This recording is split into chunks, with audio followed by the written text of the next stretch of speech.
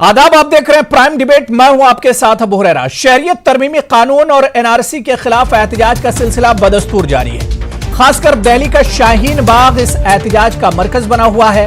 Delhi high court ने शहरी तरमीमी कानून के खिलाफ चल रहे एहतजाज के हवाले से दिल्ली पुलिस को हिदायत दी है कि वो कालिंदी कुंज शाहीन बाग रोड पर ट्रैफिक को खोले और इस मसले से कानून के मुताबिक बरवक्त निपटा जाए। अब जराये के हवाले से खबर है कि इंतजामिया शाहीन बाग धरने को खत्म कराने के लिए कदम उठा रही है। इंतजामिया धरने में शामिल लोगों से बातचीत करेगा और जल्द से जल्द इस अहम शाहराह को खाली कराया जाएगा। वाज़ेह है कि इससे पहले दिल्ली हाईकोर्ट ने शाहीन बाग धरने में मुदाखलत देने से इनकार कर दिया था और कहा था कि एहतजाज और धरना अवाम का जमहूरी हक है, लेकिन कोर्ट ने अब रोड की बंदिश पर इंतजामिया से कहा है कि वो अपने तरीके से इस मामले का हल निकाले। आपको बताते चलें कि आज 30वां दिन इस धरने का है और यह धरना कहीं ना कहीं पूरे मुल्क में अब एक तरह से मकबूल होता जा रहा है। और बातचीत करने के लिए सीधे हम शाहीन बाग का रुख करेंगे, जहां से हमारे नुमाइंदे खुर्रम शहजाद राज तौर पर हमारे साथ जुड़े हुए हैं। खुर्रम, आज धरने का 30वां दिन है, क्या कुछ नजारा आप देख पा रहे हैं? क्योंकि आज बहुत अहम दिल्ली हाईकोर्ट का फैसला भी आया है शाहीन बाग धरने को लेकर। कालिंदी कुंज जो रोड है, जो शाहराह है, उसे लेकर क्या कुछ लोगों में जोश व खरोश है?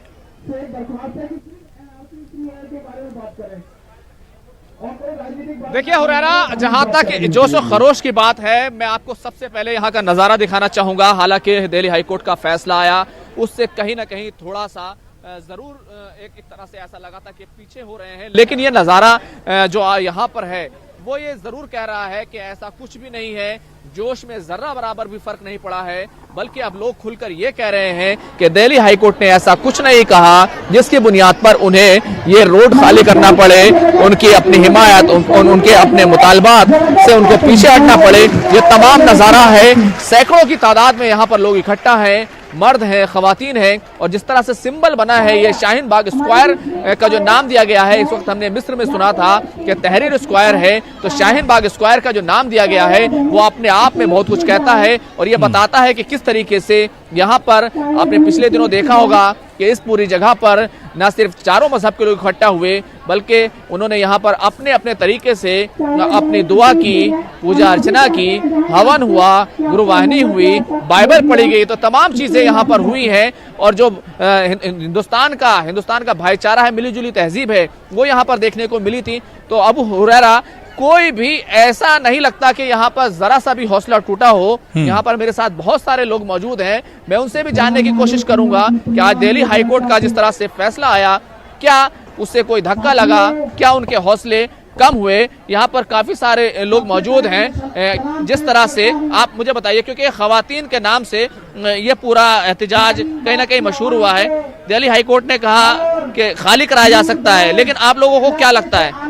हम लोगों को ये लगता है कि ये हमारा बेसिक राइट है, हमारा कॉन्स्टिट्यूशन ने हमारा राइट दिया, हम कॉन्स्टिट्यूशन को फॉलो करते हैं। जहाँ हम कुरान रखते हैं उसके पास ही हम अपना कॉन्स्टिट्यूशन रखते हैं, तो ये हमारा राइट, हम अपना राइट ऐसे छीनने देंगे? ये लड़ाई ही राइट्स के ऊपर है।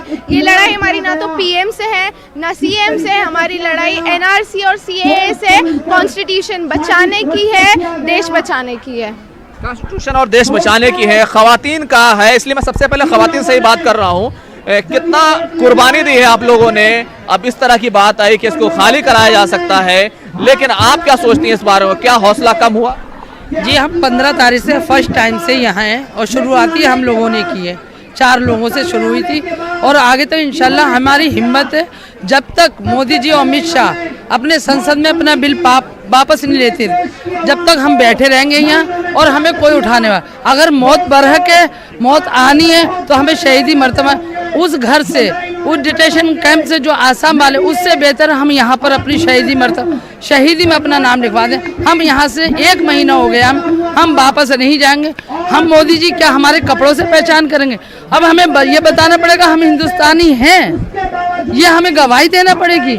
हमारे पूर्वजों का जो खून यहाँ बहा है, जिन्होंने यहाँ का देश आज़ाद करा, आज कपड़ों से पहचान करेंगे। आप अब पहचान कर सकते हैं मैं कौन हूँ, या आपको मैं पहचान कर, हम हिंदुस्तानी हैं। पहले हिंदुस्तानी हैं, ये उनको पता होना चाहिए हम हिंदुस्तानी की बेटी हैं। और जब बेटी बाहर निकलती तो जो दुर्गा बनती है, जब रज़िया सुल्तान बनती तो वो अपना इनकलाब पैदा करती है। ये कहा जा रहा है कि दिल्ली पुलिस पहले यहाँ पर लोगों को समझाने की कोशिश करेगी, बात करेगी, तो क्या बात आप लोग करने के लिए तैयार हैं? वो आए तो सही, हम अपना मोहब्बत दिखाएंगे उनसे कि आखिर हम यहाँ हैं क्यों। उन्हें ये पूछने आना चाहिए कि आप महिलाएं जो घर में रहती हैं, आप माँ जो घर में बूढ़ी बुजुर्ग जो रहती हैं, उन्हें क्या यहाँ पे आना चाहिए था? वो अपने चूल्हे चौकिया को फूक करके यहाँ पे आके करेंगी लड़ाई उनके लिए, जो उन्होंने बहुत पहले ही प्रूव कर चुका है कि हम हिंदुस्तानी थे और रहेंगे भी। उसके लिए उन्हें यहाँ आना चाहिए, ये बताने के लिए। ये शर्मनाक बात है कि जिस प्रधानमंत्री को हमने इलेक्शन देके जिताया, वो बाद में हमसे पूछे कि आप नागरिक है कि नहीं। जो एक चौकीदार होता है एक देश का, लास्ट में वही पूछता है कि आपका घर है कि नहीं। ये कहाँ का रूल है, ये कहाँ का मतलब क्या कहता है? एक बात मुझे बताइए, सरकार लगातार ये कह रही है कि किसी की नागरिकता, किसी की शहरियत नहीं छीनने वाली, कहीं तो कमी होगी, कहीं तो बात होगी। ये एक कंफ्यूजन पैदा कर रहे हैं, बस कंफ्यूजन। वो कह रहे हैं, ये एकदम मतलब बहुत ही झूठी बात है। अगर वो कह रहे हैं कि वो नागरिकता किसी की नहीं छीन रहे, ठीक है, हमने मान लिया, ठीक है। अगर यहाँ के मुसलमानों को अगर वो कह रहे हैं ये बात कि अगर हम सीए के जरिए उनको भी वापस भेज देंगे तो हम ये प्रोटेस्ट अभी खत्म कर देंगे। अगर ये कह दे वो एक बार कि हाँ सीए के जरिए हम यहाँ वापस भेज देंगे, क्यों बस हिंदुओं को, क्यों बस सिखों को, क्यों बस क्रिश्चियनों को भेजेंगे वापस? मुसलमान आपके कोई लगते ही नहीं है, मतलब मुसलमान आप मुझे बताइए, प्रधानमंत्री ने कहा, बार बार कहा कि किसी की नागरिकता, किसी की शहरियत नहीं छीनी जाएगी। कमी कहाँ है, किस जगह पर कमी है जिससे आपको लगता है कि ये नहीं हुआ? अगर ये हो जाता तो हम वाकई समझ जाते। देखिए, ये तो सिर्फ ऐसी लोगों को बहकाने वाली बात है। अमित शाह के बयान पे चले जाइए, अमित शाह जी ने क्या बयान दिया है। इतने बड़े देश के जिम्मेदार होने के बाद इस तरह का बयान दे रहे, और देश के अंदर जिसके अंदर भाईचारा, लोग सदियों से एक साथ रह रहे हैं, उनका सीधा मकसद ये इस हिंदुस्तान को बर्बाद करना चाहते हैं। हमारी ये छोटी माएँ बहनें जैसे बच्चों को लेके रात दिन यहाँ पे पड़े हुए हैं। आखिर कुछ तो दर्द होगा, कुछ तो परेशानी होगी, कोई पूछने के लिए तैयार नहीं है। एक बात बताइए, इस वक्त नौजवान है, रोजगार का सवाल है, जिनको रोजगार मिलना चाहिए था वो नहीं है, पढ़ने वाले पढ़ने नहीं जा रहे हैं, स्कूल नहीं जा रहे हैं, लेकिन उसके बावजूद आप लोग यहाँ हैं। क्या कमी, बातचीत में कहाँ कमी रह गई कि सरकार क्या करे कि सब लोग जो है अपनी अपनी जगह वापस चले जाएंगे? देखिए, सरकार बात ही नहीं करना चाह रही इसके ऊपर। अगर बात करना चाहती सरकार तो 30 दिनों से, ये पूरे 1 महीने हो गए, अभी तक उनके तरफ से कोई भी बंदा आया नहीं, कोई भी एक डेलीगेट्स आते और डायलॉग करते, बातचीत कर इसको हल करते कि क्या परेशानी है। मोदी जी बोलते हैं कि नहीं जी, ये हमने 3 तलाक कर हम मुस्लिमों महिलाओं के साथ जो एक नारा देते हैं बेटी बचाओ बेटी पढ़ाओ का, लेकिन यहाँ तो महिलाएं बैठी हुई हैं, इनकी आवाज को वो सुन नहीं रहे। तो कहीं ना कहीं ये मोदी जी जैसे हर बातों पे झूठ बोलते हैं, कहीं नहीं वो भी बात झूठ है कि 3 तलाक पर उन्होंने झूठ बोला था, और ये महिलाएं आज परेशान है, यहाँ बैठी हुई है सीए के ऊपर। मेरे साथ मशकूर उस्मानी भी है। मशकूर, प्रधानमंत्री ने, वज़ीर आज़म ने बार बार कहा कि किसी की शहरियत नहीं जाएगी। मैं यकीन दिलाता हूँ आपको, लेकिन आप लोग मानने को तैयार नहीं है।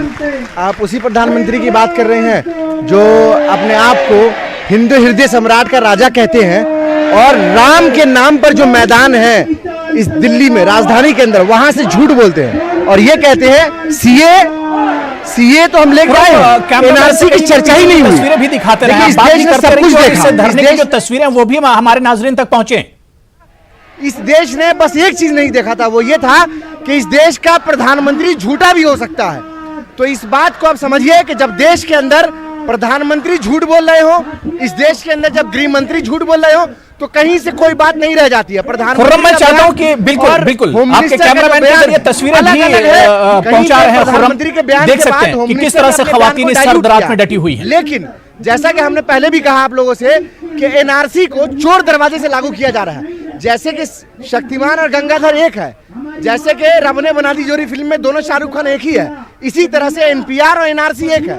एनपीआर के लिए सरकार ने 4000 करोड़ के आसपास का फंड पास कर दिया है, और एनपीआर जो है वो सेंसस का पार्ट नहीं है। मैं बहुत ही क्लियर बता दूं, ये आपके चैनल में रिपोर्ट किया है कि एनपीआर सेंसस का पार्ट नहीं है। अगर एनपीआर सेंसस का पार्ट नहीं है तो आप क्यों एक ऐसा रजिस्टर बनाना चाहते हैं जिसमें आप ये कहें, देखिए एनपीआर करेंगे तो एनपीआर एनआरसी में फर्क यही है कि NRC will just be A click away when NPR is done.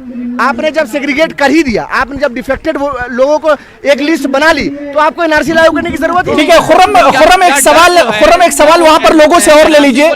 Khurram एक सवाल वहां पर लोगों से और ले लीजिए कि इससे पहले दिल्ली हाईकोर्ट में सुनवाई हुई थी, तो दिल्ली हाईकोर्ट ने कहा था कि इस धरने पर हम मुदाखलत नहीं कर सकते क्योंकि ये लोगों का एक फंडामेंटल राइट है, वो अपनी नाराजगी, वो अपना एहतजाज जारी रख सकते हैं। लेकिन आज जब हाईकोर्ट में फिर से समाअत हुई है रास्ते को लेकर, कालिंदी कुंज और फरीदाबाद का जो हाईवे है जो दिल्ली और उत्तर प्रदेश और हरियाणा को जोड़ता है, इस हाईवे पर कहीं ना कहीं हाईकोर्ट ने नाराजगी जाहिर की और अब उसने पूरा मामला एक तरह से इंतजामिया के हवाले कर दिया है। लोगों से एक सवाल जरूर कीजिए कि रास्ता बंद है और इसकी वजह से लोगों को कुछ परेशानियां हो रही हैं।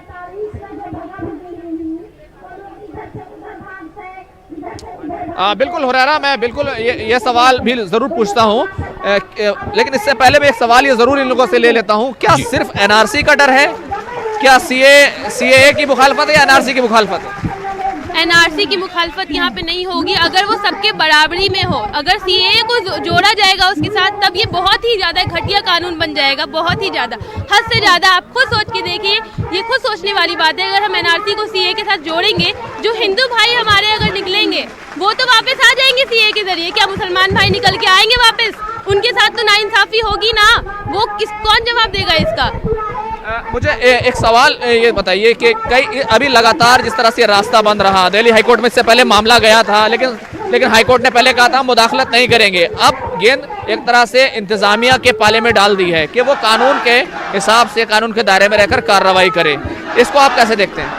ये गलत किया है क्योंकि ये जनता का आंदोलन है, जो जनता लड़ रही है। क्योंकि हमारी सरकार जो है धर्म के नाम पर लोगों को बांट रही है, और एनआरसी ऐसी लागू अगर होता है तो हर कौम का, हर धर्म का व्यक्ति इससे ग्रसित होगा।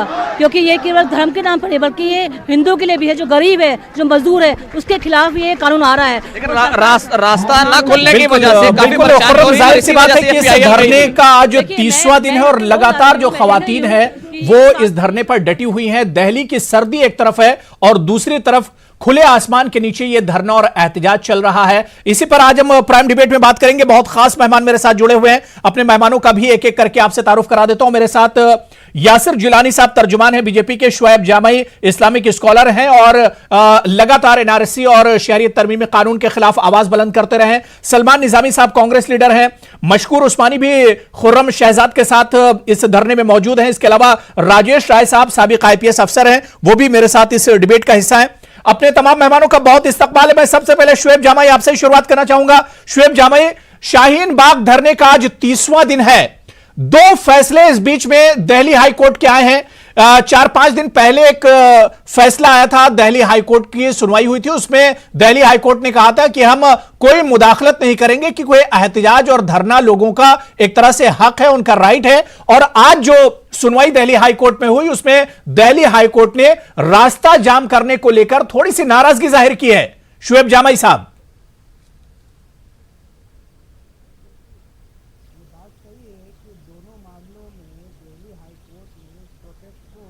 रोक लगाने के लिए मना कर दिया है, ये बात तो तय है। क्योंकि दिल्ली हाईकोर्ट को भी ये बखूबी मालूम है कि जो लोगों का अपना लोकतांत्रिक अधिकार है, जो पॉलिटिकल स्पेस है, और जनता का जो सरकार की नीतियों के खिलाफ विरोध करना का जो अपना अधिकार है, वो राइट टू प्रोटेस्ट उन्होंने उसको इंटाच रखा। लेकिन सवाल ये उठता है कि हाईकोर्ट ने सिर्फ ये कहा है कि भाई पुलिस जो है वो अपने एतबार से, यानी कि अपने विवेक से और लोगों से बातचीत कर करके इस मसले को सुलझाए। हमने हमेशा ये कहा कि लोगों को परेशान करना हमारा मकसद नहीं है, लेकिन जो ये आंदोलन चल रहा है इसमें कोई एक संगठन इन्वॉल्व नहीं है, ना कोई पॉलिटिकल बैकअप है, ना कोई हमारा कोऑर्डिनेशन कमेटी है, बल्कि ये आम लोगों का, ये औरतों का अपना एक हुजूम है जो खुद ब खुद यहाँ आई है। और मैं एक छोटी सी बात कहना चाहूँगा, बल्कि वो बहुत बड़ी बात है कि एक औरत ये कह रही थी, उसके आंखों से आंसू निकल रहे थे और वो कह रही थी कि मैं रात के 3 बजे, शुएब जामई साहब, मैं इसलिए यहाँ खड़ी हूँ कि जो मेरा बेटा है ये अभी 1 साल का, वो जब बड़े हो जाएगा तो वो मुझसे ये ना पूछे कि माँ, जब मेरी नागरिकता का जब सवाल पूछा जा रहा था और जब मेरे वजूद और हिंदुस्तानियत का सवाल पूछा जा रहा था तो आपने मेरे लिए क्या किया था। वो माँ रोते हुए बता रही थी कि मैं आज अपने बच्चे के लिए खड़ी हूँ। तो ये वो औरतों का जज्बा है कि आप उनको तोड़ देंगे, नहीं तोड़ेंगे। बिल्कुल। शुएब जामाई साहब, कुछ आपके ऑडियो में प्रॉब्लम आ रही, मैं दोबारा से आपके पास आऊंगा, दूसरे गेस्ट को मैं जोड़ लेता हूं। यासिर जिलानी साहब, जिस तरह से शुएब जामाई बता रहे थे, हालांकि उनकी आवाज बहुत साफ हम तक नहीं आ रही है, लेकिन सवाल यह उठता है यासिर जिलानी साहब कि अब एक शाहीन बाग नहीं है, अब आप पूरे हिंदुस्तान में देख लिए कई शाहीन बाग बन चुके हैं। चाहे कोलकाता की बात करें, पटना की बात करें, इलाहाबाद, कानपुर, हैदराबाद, कई शाहीन बाग बन चुके हैं।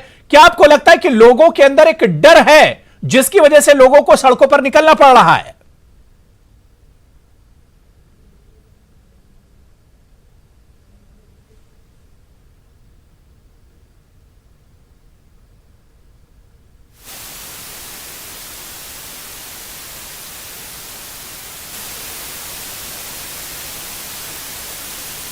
धरना प्रदर्शन हो रहा है। अब मैं आता हूं जो आप बात कह रहे हो, आपने जो अभी पूरी की पूरी बाइट दिखाई, जो धरना स्थल पे बैठे हुए हमारी बहनें हैं, बहुत जज्बात के अंदर है, बहुत ज्यादा वो इस मसले को कहीं ना कहीं आपने सुना। आपके जब रिपोर्टर ने उनसे सवाल किया CAA को लेके, तो उनका जवाब आपने अगर गौर से सुना होगा तो CAA की जानकारी जो पॉलिटिकल मास्टर वहां बैठे हुए, जो बार बार हम लोग इस बात को कह रहे हैं, हिंदुस्तान के लोगों के सामने रख रहे हैं CAA को की सच्चाई। CAA क्या है, हमने इसके ऊपर कितनी सारी अभी डिबेट कर ली कि जो अफगानिस्तान, पाकिस्तान और बांग्लादेश से प्रताड़ित और उत्पीड़न के शिकार हो, पाकिस्तान और बांग्लादेश से प्रताड़ित और उत्पीड़न के शिकार होके माइनॉरिटी आएंगे, उनसे रिलेटेड है, उनको ये इम्पैक्ट और इफेक्ट करेगा, उन्हीं के लिए लागू होगा। तो भारतीय मुसलमान कहां से आते हैं? किसी भी एक हमारी नौजवान बहन या जो वहां बैठे हुए एक पॉलिटिकल मास्टर वहां भी खड़े हैं, जो जिस तरीके से झूठ का, जिस तरीके से फिल्मी नामों के साथ लोगों को भ्रम फैला रहे हैं, वो क्या दे बताना चाह रहे हैं, किस तरफ लेके जाना चाह रहे हैं इस पूरी की पूरी नस्ल को। और दूसरा पॉलिटिकल मास्टर जो हमारे डिबेट में बैठे हुए हैं, वो कहते हैं कि एक मां को ऐसे स्टोरी नरेट कर रहे हैं विक्टिम प्ले कार्ड की तरह उनको, कि उनसे बड़ा कोई विक्टिमाइज नहीं है, उनका बच्चा ऐसा लग रहा है कि पाकिस्तान का है। देखिए, मैं इस बात पे सच्चाई रखना चाहता हूं। मैं भी कल गया था शाहीन बाग पे, उसी स्थल पे,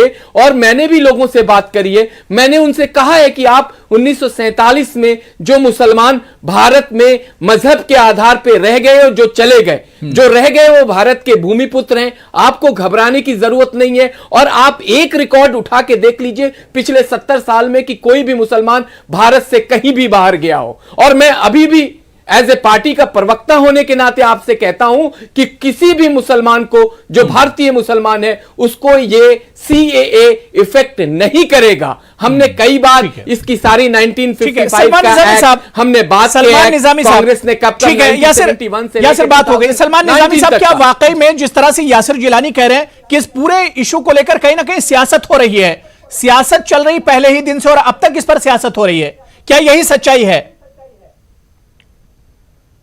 देखिए, सियासत किसने की? अगर लोग खुश होते इनके फैसलों से तो सियासत कौन करता? आप देखिए, 370 हो, चाहे नोटबंदी हो, चाहे CAA है, सब लोग परेशान है। नोटबंदी में भी लोगों का कत्लेआम हुआ, और 370 का जो हुआ हाल, आज जम्मू में देखिए क्या हाल है। मंदी है, पैसा नहीं है, रोजगार नहीं है, और CAA में हमारे 30 से ज्यादा बच्चे जो हैं वो हलाक हुए। तो अगर लोग खुश होते तो लोग सड़कों पे क्यों होते? रात भर हमारी बहनें माएँ जो हैं सड़कों पे हैं, वो क्यों हैं? क्योंकि मिसलीड किसने किया? मिसलीड जो है हमने नहीं किया, मिसलीड जो है देश के होम मिनिस्टर ने किया। उन्होंने चीख के चिल्ला के 56 इंच का सीना दिखाया, कहा कि NRC पूरे देश में लागू होगा। वही डाउट जो है पूरे देश के, चाहे मुसलमान हो, हिंदू हो, आसाम में जो 4 व्यक्ति मारे गए वो मुसलमान नहीं थे, वो हमारे हिंदू भाई थे। तो देश में जो है माहौल क्यों इतना बिगड़ रहा है? क्यों लोग सड़कों पे हैं? जब देश के प्रधानमंत्री पे लोगों को भरोसा ना हो, जो ये कहे कि आसाम में कोई डिटेंशन कैंप नहीं हो, जहां आपकी चैनल ने रिपोर्ट में दिखाया कि आसाम में डिटेंशन कैंप है, और हमारे देश के 5वें प्रेसिडेंट ऑफ इंडिया जो हैं उनका परिवार भी जो है NRC में नहीं है। तो देश में जो ये हालात इन्होंने बनाए वो हमने नहीं बनाए। हम तो चाहते हैं कि वायलेंस ना हो, हम चाहते हैं कि कोई पत्थर ना उठाए, लाठी ना उठाए, लेकिन जब आप बार बार डराओगे, धमकाओगे, लोगों को मिसलीड करोगे अपनी सियासी रोटियों के लिए, तो लोग तो सड़कों पे आएंगे। मैं शुएब जामई जी, अब शायद आपकी आवाज ठीक हो गई है, आपका ऑडियो कुछ प्रॉब्लम था। शुएब जामई साहब, बार बार यही कहा जाता है कि इस तरह के जो धरने हो रहे हैं, खासतौर से शाहीन बाग जो आज एक पूरे हिंदुस्तान के लिए मिसाल बना हुआ है, और अब कई शाहीन बाग हो गए पूरे हिंदुस्तान में, लेकिन बार बार यही सरकार की तरफ से कहा जा रहा है, बार बार सियासी लीडरान और रहनुमाओं की तरफ से कहा जा रहा है कि यह सियासत हो रही कहीं ना कहीं इस पूरे इशू को लेकर। देखिए अबू हुरैरा, आपको भी मालूम है कि ये एक ऐसा आंदोलन है जो महिला सशक्तिकरण का सबसे बड़ा एग्जाम्पल आप दे सकते हैं। जिन लोगों ने इल्जाम लगाए कि मुसलमान अपनी औरतों को घरों के अंदर बेड़ियों में जकड़ के रखते हैं, आज यही मुसलमानों की औरतें पूरी आज़ादी के साथ और तमाम बंधनों को तोड़ करके घरों से बाहर निकल करके एक बड़े हाईवे पे पिछले 1 महीने से बैठी हैं और अपने दम पर इस पूरे आंदोलन को चला रही है। इससे बड़ा महिला सशक्तिकरण का कोई एग्जाम्पल क्या हो सकता है। इस बात की तो सरकार को तारीफ करनी चाहिए, प्रधानमंत्री को ट्वीट करना चाहिए था, प्रधानमंत्री को इस बारे में लोगों को बताना चाहिए था कि देखो हमारी हिंदुस्तान की महिलाएं कितनी सशक्त हो गई है कि आज वो अपने दम पर जो है पूरे एक बहुत बड़ा दुनिया पूरे हिंदुस्तान के इतिहास का सबसे बड़ा आंदोलन चला रही है।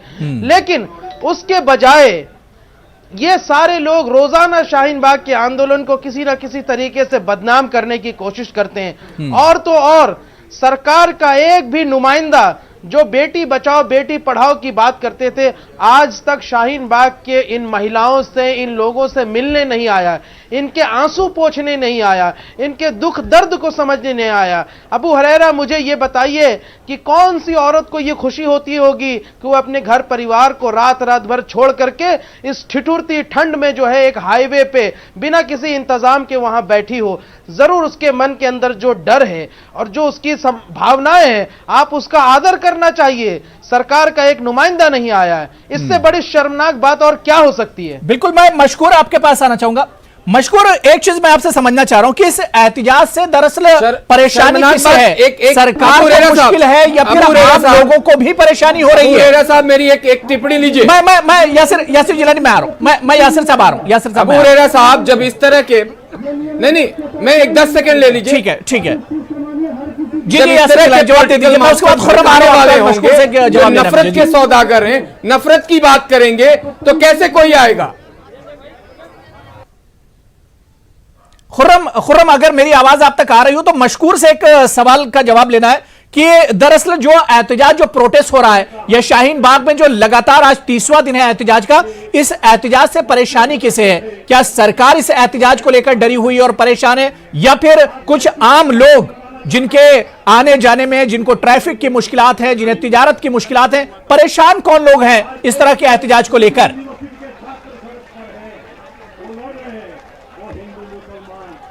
बिल्कुल हुरैरा, यहाँ असल 2 सवाल उठे थे। एक सवाल ये कि यहाँ पर जो लोग हैं उनको सीए का कुछ पता नहीं है। यहाँ पर एक खातून मेरे साथ मौजूद है, मैं उनसे सवाल पूछ लेता हूँ कि आखिर उन्हें सीए का कितना पता है। एक सवाल बहुत मजबूत तरीके से उठाया गया कि आप लोग को सीए का पता नहीं है, भरम फैलाया गया है, आप यहाँ पर इसी तरह से धरना प्रदर्शन करने आ गए हैं। मतलब किस तरह से भरम किया? नहीं, सीए लागू नहीं हुआ है, सीए लागू नहीं हुआ। आप ये कहना चाह रहे हैं मतलब एनआरसी जो असम के अंदर हुआ और वहाँ पर जो 19 लाख लोगों का जो अकाउंटिंग हुई उसमें 5 लाख मुस्लिम थे। उसके बाद मोदी जो हमारे गृह मंत्री जी, ये सवाल लीजिए और उनसे कहिए कि मैं पूछ रहा हूँ। उसके बाद ये आया और ये अफगानिस्तान, पाकिस्तान, बांग्लादेश के जो गैर मुस्लिम हैं उनको यहाँ जो है बुलाने की कोशिश की गई और यहाँ के जो मुस्लिम हैं उनको सीए से ये परेशानी होगी कि वो घुस बैठिए, आने वाले वक्त में उनको साबित कर दिया जाएगा। ये इससे परेशानी सीए से ये होगी। बार बार कहा गया कि सिर्फ नागरिकता देने के लिए है, छीनने के लिए नहीं है। नहीं, अगर एनआरसी देखिए, एनआरसी एनपीआर एनआरसी का पहला स्टेप है तो मैं कैसे अबू हुरैरा साहब, खुर्रम भाई से मेरा एक सवाल लीजिए, मेरे सवाल को उनसे पूछिए। नहीं ठीक है, ज्यादा जानकारी ठीक है, मैं राजेश राज जी खुर्रम ठीक है, बात सवाल भी लूंगा, लेकिन मुझे ब्रेक पर जाना है।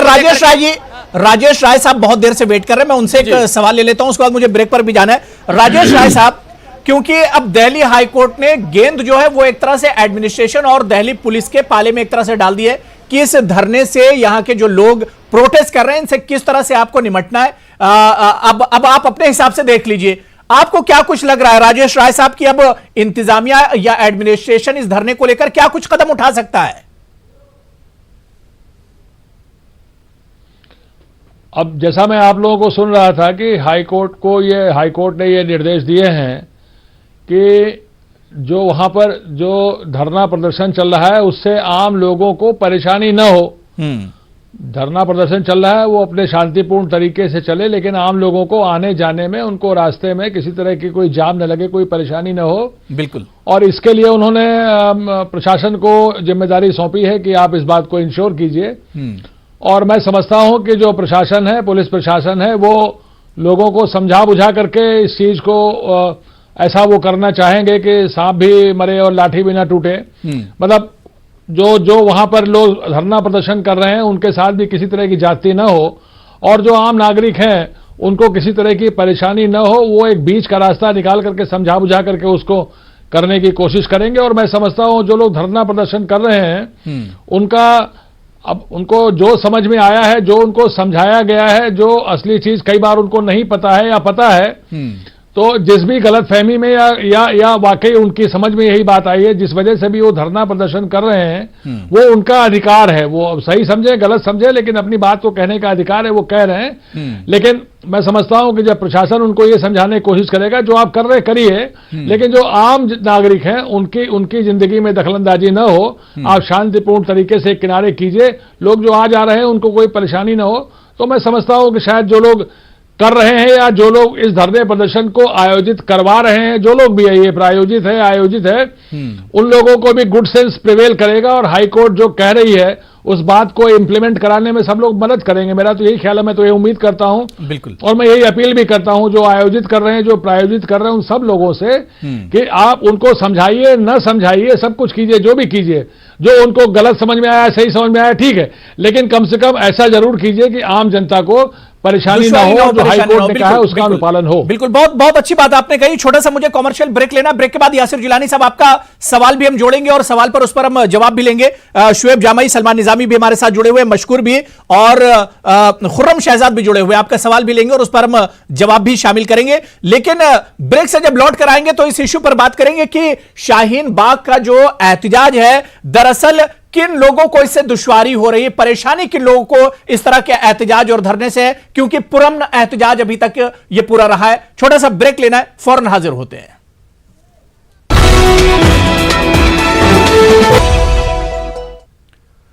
तो शाहीन बाग धरने का आज 30वां दिन है, मतलब कि 1 महीना मुकम्मल हो रहा है शाहीन बाग धरने को। पुरअमन तरीके से धरना जारी है और लगातार इस धरने और एहतजाज का दायरा दिन ब दिन रोज बरोज बढ़ता जा रहा है। लेकिन सवाल यह उठ रहा है कि इस धरने से आखिर दुश्वारी किन लोगों को है, परेशानी किन लोगों को है। आज दिल्ली हाईकोर्ट में जो सुनवाई हुई थी उसके बाद कोर्ट ने गेंद दिल्ली इंतजामिया के पाले में छोड़ दी है, पुलिस के पाले में डाल दी है। अब देखना है कि पुलिस इस धरने को लेकर क्या कुछ कदम उठाती है। आज इसी पर हम प्राइम डिबेट में बात कर रहे हैं। बहुत खास मेहमान मेरे साथ जुड़े हुए हैं। मैं ब्रेक के बाद यासिर जिलानी आपके पास आना चाहूंगा। यासिर जिलानी साहब, हमने देखा कि 1 महीना तकरीबन आज मुकम्मल हो रहा है, आज 30 दिन मुकम्मल हो गए और पुरअमन तरीके से यह एहतजाज किया जा रहा है। बड़ी तादाद में खवातीन आ रही हैं। दिल्ली की एक तरफ सर्दी और दूसरी तरफ आप देखिए कि किस तरह से खवातीन डटी हुई हैं, छोटे छोटे बच्चों को लेकर अपने घरों से इस धरने में शामिल होने के लिए आ रही हैं।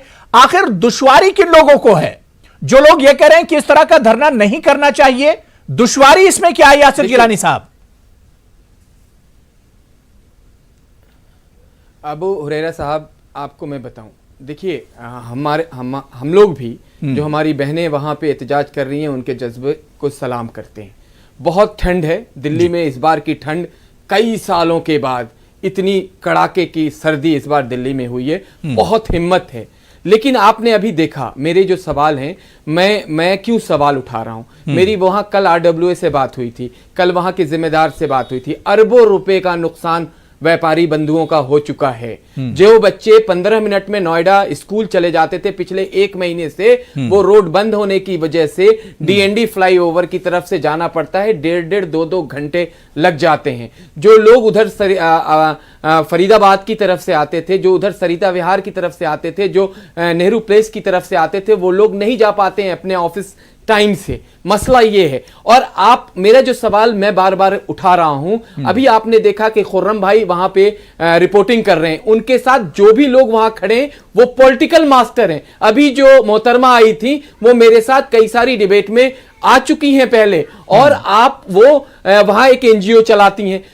और ये रो रहे हैं कि ये आम आदमी का है। तो आम आदमी के चेहरे को आप दिखाइए, उसके दर्द को दिखाइए और उससे पूछिए कि CAA पे उनका क्या रुख है। CAA पे जो इन लोगों ने समझाया है, जो ये धर्म फैला रहे हैं, शाहीन बाग तक ये एहतजाज महदूद नहीं यासिर जिलानी साहब, पूरे हिंदुस्तान में प्रोटेस्ट हो रहा है। आपने मैंने पहले ही कहा था कि आप पटना की मिसाल ले लीजिए, हैदराबाद, कानपुर, इलाहाबाद, या इतना देखिए, सुन लीजिए, मैं बता रहा हूं, ये इतना संगठित और सुनियोजित तरीके से काम कर रहे हैं झूठ का। यकीन माने कि तमाम हिंदुस्तान में इन लोगों ने, और तमाम हिंदुस्तान के उन तमाम एहतजाज करने वाले लोगों को मैं चैलेंज आपके माध्यम से कर रहा हूं कि वो CAA पे आके मुझसे बात करें। CAA का बिल जो 2 पेज का और 4 लाइन का है, उसमें कहां लिखा हुआ है कि जो भारत का मुसलमान है उसको बाहर भेज दिया जाएगा। जब भी आपके कैमरे पे कोई आता है तो वो ये कहता है कि हम मुसलमानों के साथ नाइंसाफी हो रही है। अब इसका संविधान की हिफाजत के लिए निकले हुए, संविधान की हिफाजत आप कैसे कर रहे हैं? जी नहीं, शुएब जामई साहब इसका जवाब दे रहे हैं। जी देखिए, अरे यासिर भाई जरा सुन लीजिए हमारी बातें भी। देखिए अबू हुरैरा, मुझे ये बताइए कि किसी की जान से बढ़कर है क्या ट्रैफिक? किसी की जान से बढ़कर है क्या ट्रैफिक? मुझे बताइए कि ये आंदोलन कैसे शुरू हुआ शाहीन बाग का?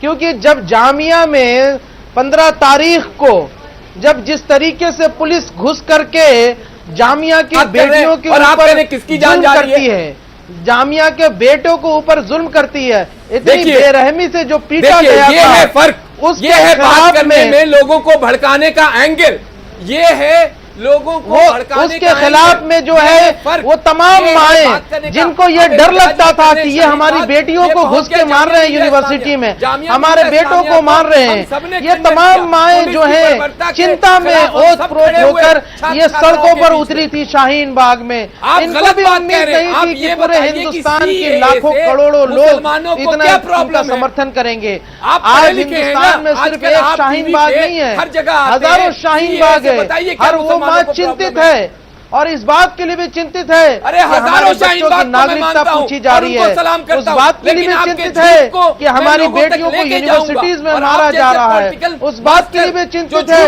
कि हमारे बेटों को जो है नाहक जेलों में भेजा जा रहा है। सरकार तमाम माएं वहां पर जमा होकर के शाहीन बाग में इस सरकार के खिलाफ एहतजाज कर रही है। और इन माओं ने जो इतिहास रचा है हिंदुस्तान का, अगर कोई उनकी बेइज्जती करता है, उनको अगर कोई जलील करता है तो ये बर्दाश्त नहीं किया जाएगा। आज पूरी दुनिया देखेगी, शर्म आनी चाहिए आपको। कौन लोग उन बहनों के साथ खड़े थे और कौन लोग इस फांसीवादी सरकार के खिलाफ खड़े थे जो इन बेटियों और महिलाओं के खिलाफ अपनी नीति चला। शर्म आनी चाहिए आपको, शर्म आनी चाहिए आपको।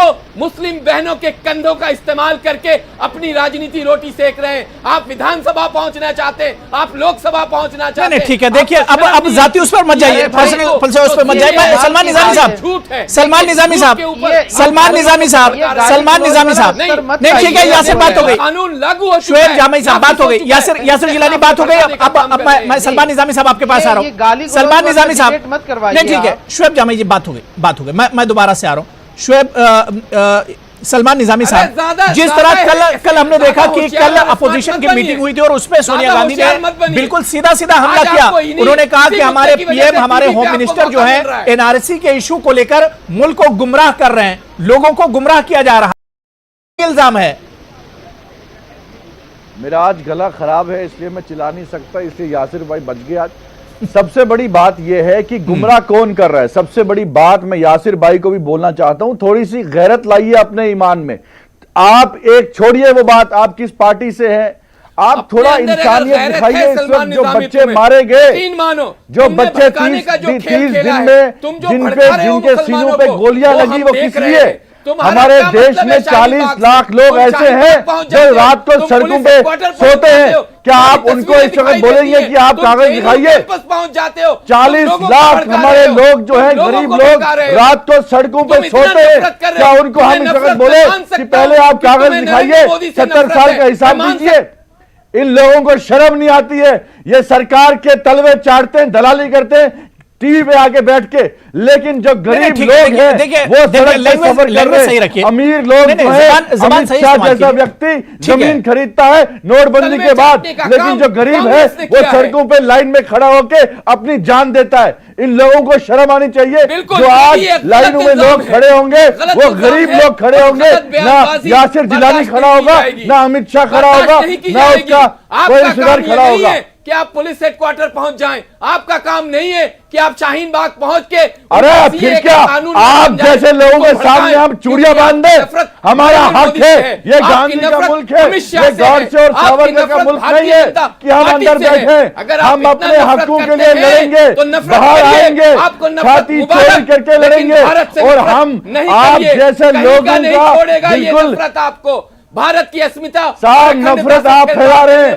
आपने इस वक्त हिंदू मुसलमान इस देश में करवाया, लेकिन आज हिंदू और मुसलमान इस देश में एक हो गया है। मैं चाह रहा हूं कि इशू पर बात हो, और इशू परेशानी क्या है लोगों की, जो परेशानी जिस वजह से लोग सड़कों पर निकले, इस पर बात होनी चाहिए। मैं नहीं चाह रहा हूं कि 1947 की बात हो और उस पर पूरी कहानी बताई जाए। मैं ये सिर्फ चाह रहा हूं कि लोगों को अगर परेशानी है, क्या वाकई में सरकार अपने भरोसा इन लोगों का नहीं जीत पा रही है, सरकार कहीं ना कहीं एतमाद में नहीं ले पा रही है, जिसकी वजह से आज हम देख रहे हैं कि शहर शहर इस तरह के धरने और एहतजाज हो रहे हैं। लोग सड़कों पर निकलने पर एक तरह से मजबूर हुए हैं। कहीं ना कहीं लोगों में एक डर तो है, और सरकार को लोगों के लिए निकलना चाहिए, सरकार को भी अब लोगों के सामने आना चाहिए। मैं राजेश राय साहब आपके पास आना चाहूंगा। सर मैं एक चीज समझना चाह रहा हूं कि सरकार पे ठीक है, यासिर जिलानी बात हो गई। यासिर जिलानी साहब अब सुन लीजिए, जा रहा हूं। राजेश राय जी बहुत देर से वेट कर रहे हैं, मैं डिबेट पे उन्हें जोड़ लेता हूं।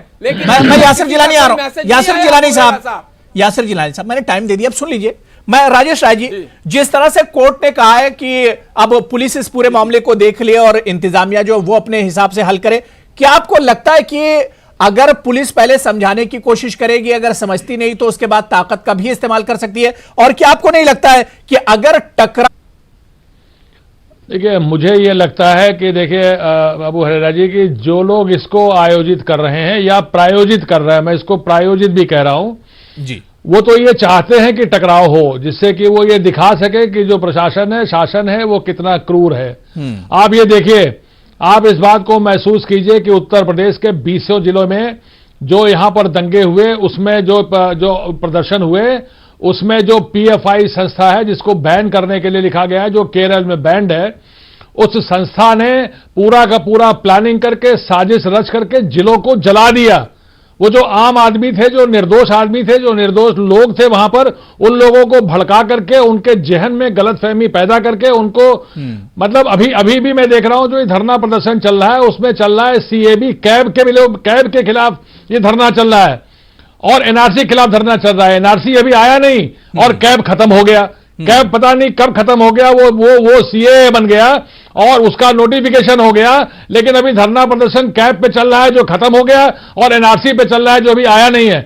लोगों को कम से कम ये इनको बताने की जरूरत है, जो उन्हें भड़का रहे हैं, ये इनकी जिम्मेदारी बनती है। मेरा ये कहना है, मैं अगर लोग सीएए पे बात करना चाहते हैं तो जो सीएए है उसमें तो बड़ी स्पष्ट बात है कि ये नागरिकता किसी से लेने की बात नहीं है।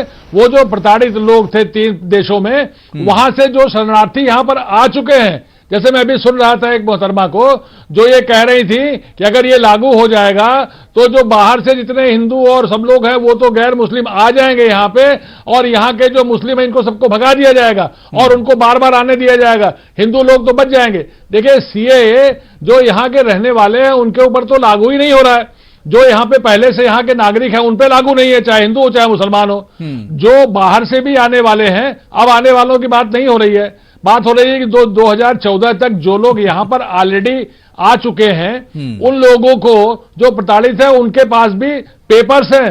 जो लोग आए हैं वो वहां से प्रॉपर वीजा या पासपोर्ट या उन सब चीजों को लेकर भी आए हैं और यहां से नहीं जाना चाहते, उन लोगों को ये उसकी देने की बात हो रही। न इसमें किसी की नागरिकता लेने की बात है, न किसी को नागरिकता जो यहाँ के लोग हटाने की बात है। तो दरअसल इसे लोगों के मन में गलतफहमी पैदा करके, लोगों के मन में गलतफहमी पैदा करके आंदोलन किया जा रहा है। इस आंदोलन को अगर खत्म करना है, इस आंदोलन को खत्म करने की जिम्मेदारी उन लोगों की है। अबू हुरैरा जी, सर इस पूरे इशू को आसाम से जोड़कर देखा जा रहा है। आपने देखा कि आसाम में लाखों लोग एनआरसी अपनी साबित नहीं कर पाए, फाइनल लिस्ट में लाखों लोगों का नाम नहीं आया, और वहां पर एक्स सीएम, एक्स प्रेसिडेंट की फैमिली एनआरसी नहीं उस फहरिस्त में नहीं आ पाई। तो लोगों में एक डर है। आसाम की जो मिसाल है, जो कुछ आसाम में हुआ है उसे लेकर एक डर है, और हमारी सरकार शायद उस डर को नहीं बता पा रही है, या ये कहा जाए कि आवाम को एक तरह से कॉन्फिडेंस में नहीं ले पा रही है। मैं सीधे मशकूर उस्मानी आपके पास जाना चाहूंगा, शाहीन बाग में मौजूद है मशकूर उस्मानी खुर्रम शहजाद के साथ।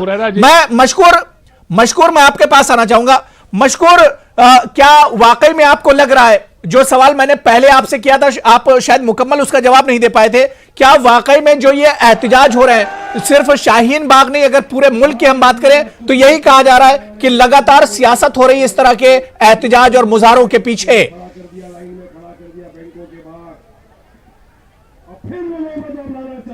उस्मानी, एक सवाल ये है कि जो पूरा शाहीन बाग है, इससे परेशानी किससे है, किसको है? आम लोगों को है, सरकार को है, या किसी दूसरे को है? और जो पूरे देश में एहतजाज हो रहे हैं, क्या वो सिर्फ सियासत है? देखिए, सियासत करना होता तो और भी इश्यूज पे आके लोग यहाँ पर एहतजाज कर रहे होते, रोड जाम कर दिया होता। ये सियासत का मसला नहीं है, ये मसला जो है इस देश के संविधान को बचाने का मसला है। जो बाबा साहब भीमराव अंबेडकर ने जो संविधान दिया, जो बराबरी वाला संविधान है, जो सबको बराबरी का हक देता है, उस संविधान को बचाने की लड़ाई है।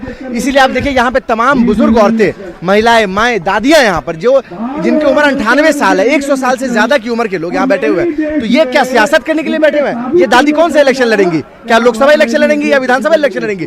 जिनको ये नहीं पता कि कल को उनकी जिंदगी है, वो लोग इस लड़ाई को लड़ रहे हैं। क्यों? क्योंकि इन लोगों ने इस देश को आजाद कराया है। ये लोग गांधी नेहरू के मानने वाले लोग हैं, अंबेडकर के मानने वाले लोग हैं, इसीलिए यहाँ पर डटे हुए हैं और यहाँ पर तब तक डटे रहेंगे जब तक इस काले कानून को वापस नहीं लिया जाता। क्योंकि ये मामला मुसलमानों का नहीं है, ये किसी जाति, किसी धर्म का मसला नहीं है, ये मामला इंसानियत का मामला है, ये मामला देश का मामला है। संविधान नहीं रहेगा तो धर्म ही नहीं रहेगा। आप गीता पढ़ें, आप बाइबल पढ़ें, आप कुरान पढ़ें, कब पढ़ सकते हैं? आप तभी पढ़ सकते हैं जब आपको संविधान उसको पढ़ने की इजाजत देगा। आज संविधान इजाजत देता है कि आप अपने रिलीजन को फ्रीली प्रैक्टिस कर सकते हैं। कुछ लोग दिल्ली हाईकोर्ट गए, परेशानी किसको है? उन लोगों को है या किसी और को है? देखिए, परेशानी एक खास पॉलिटिकल आइडियोलॉजी के लोगों को है, और हम चाहते हैं कि उनको परेशानी हो, और उनको परेशान देख के मुझे खुशी होती है। अगर नरेंद्र मोदी परेशान हो रहे हैं यहाँ पे दादी को देख के, तो वो परेशान रहे पूरी जिंदगी भर। अमित शाह परेशान होते हैं, मुझे बड़ी खुशी होती है। लेकिन देखिए, मामला ये है ना कि अगर आप संविधान को बदलेंगे, हम आपके संविधान को बदलने नहीं देंगे। लड़ाई यही है। तो आपको परेशानी ये है कि आपकी आइडियोलॉजी हम लागू नहीं होने दे रहे हैं, ये आपकी परेशानी है। और ये आपकी परेशानी है तो ये मेरी खुशी है। क्यों? क्योंकि ये बाबा साहब ने संविधान दिया है, उसकी रक्षा करना हम सबका धर्म है। पहला धर्म यही है। उसके बाद दूसरा धर्म यह है कि हम इस्लाम के मानने वाले हैं, या हिंदुइज्म के मानने वाले हैं, या सिख धर्म के मानने वाले हैं, ईसाई धर्म के मानने वाले हैं। तो इसकी रक्षा हम आखिरी दम तक करेंगे। इसीलिए यहाँ पे अम्मा बैठी हैं, बहनें बैठी हैं, और तमाम नौजवान भाई, और दिल्ली से तमाम लोग। ये लोग क्या बेवकूफ हैं क्या? सब पढ़े लिखे लोग, सब अपने काम करने वाले लोग हैं, जो सुबह से शाम तक जॉब करते हैं। लेकिन आपने कहा 90 साल की दादी बैठी है, लेकिन कुछ लोग ये जरूर कहते हैं कि 90 साल की दादी है, उसको समझ में नहीं आएगा, उसको नहीं पता। अच्छा, मोदी जी को सब समझ आएगा? मोदी जी 70 साल के, आपको सब समझ में आएगा, और 90 साल की दादी बेवकूफ बैठी है क्या? आपसे ज्यादा जान रही है मोदी जी। इन्होंने देश को आजाद कराया है। आजादी के 70 साल हुए, तो दादी का उम्र 20 साल होगा। आजादी के आंदोलन में उनका भूमिका होगा। ठीक है, आपकी भूमिका नहीं है आजादी में। ठीक है, ठीक है, मशकूर आपकी बात हो गई। मैं यासिर जिलानी साहब, क्या आपको नहीं लगता है कि ठीक है, सियासत से आप हट जाइए, थोड़ी देर के लिए सियासत छोड़ दीजिए। मैं सिर्फ ये समझना चाह रहा हूं कि क्या वाकई में इन लोगों की परेशानियां, सरकार की नजर उस पर नहीं जाती है कि लोग किस तरह से इस सर्दी की रात में, आप खुद दिल्ली से आते हैं और दिल्ली की सर्दी आप समझ सकते हैं कितनी कड़ाके की ठंड पड़ती है, क्या वाकई में ये लोग सिर्फ एक सियासत का शिकार हो सकते हैं और इस तरह से अपने घरों को छोड़कर आ सकते हैं? यासिर जिलानी साहब। देखिए, मैं बहुत संजीदगी से एक बात आपको बताना चाहूंगा। मैं कल इसीलिए इनके पास गया था। इनके जो इंतजामिया के लोग हैं जो वहां धरना करा रहे हैं, उनमें से एक साहब से मेरी बात हुई थी जो अपने आप को बानिए धरना आंदोलन कह रहे थे। सैयद साहब हैं कोई, उनसे मैंने कहा कि अगर मैं आया हूं तो आप पॉजिटिव वे में अगर सरकार के साथ कोई संवाद कायम करना चाहते हैं तो मैं आपकी बात को ले जाके रखूंगा। आप मुझे कल बताइएगा, मैं नंबर दे के आया था। अगर वो लोग संजीदा होते, उनके अंदर संजीदगी होती कि वो सरकार के साथ संवाद कायम करना चाहते हैं, तो वो मुझे कॉल करते, मुझसे बात करते और मुझसे पूछते कि आपने हमारी बात को पहुंचाया कि नहीं पहुंचाया। लेकिन सुनिए साहब, शाहीन बाग पीएम हाउस से कितनी दूर है? होम मिनिस्टर का जो ऑफिस है वहां से कितनी दूर है शाहीन बाग? अगर मुल्क की बेटियां, मुल्क की मां बहन अगर इस तरह से सर्दी में रात काट रही, क्या हमारे वजीर आजम साहब को नहीं जाना चाहिए? क्या आखिर क्या परेशानी है? क्या सरकार ने कदम उठा लिया जिसकी वजह से पहाड़ पड़ रहा है? बहुत बेहद अबू हुरैरा साहब, आपने बेहद शानदार सवाल किया है। जो लाइक माइंडेड लोग इनके कंधे पे अपनी राजनीति रोटी सेकने के चक्कर में लगे हुए, उनसे पूछिए कि उस दिल्ली का वजीर आला जो अपने आप को मसीहा मुसलमान कहता है, वो क्यों नहीं 30 दिन में आया? क्यों नहीं प्रियंका गांधी जो 5 किलोमीटर दूर पे रहती हैं और सुल्तानपुर से बनारस तक चली जाती हैं और मुजफ्फरनगर से लखनऊ तक चली जाती हैं, उनको शाहीन बाग क्यों नजर नहीं आया? तो सेलेक्टिव होके बात नहीं होनी चाहिए। सेलेक्टिव होके अगर आपको राजनीति रोटी सेकनी है तो शाहीन बाग आपको दिखाई देगा, और राजनीति अगर आपको सही मायने में करनी है तो आप उत्तर प्रदेश जाएंगी। क्या शाहीन बाग की औरतों के दर्द को प्रियंका गांधी को समझ में नहीं आ रहा है? केजरीवाल जैसे जिन्होंने दिल्ली को बर्बाद कर दिया, मुसलमान के 4 एमएलए हैं उनके पास, केजरीवाल नहीं आए। ठीक है, आप जाहिर सी बात है, कोई सवाल करिए। किसी सियासी पार्टी के लीडर नहीं पहुंचे इस धरने में, और शायद यही वजह कि यह धरना इतना कामयाब है। अगर इसमें सियासी लोग पहुंच चुके हैं, धरना खत्म हो चुका होता। नहीं, सुन लीजिए, लेकिन जो लोग क्लेम और ब्लेम कर रहे हैं, जवाब देने दीजिए।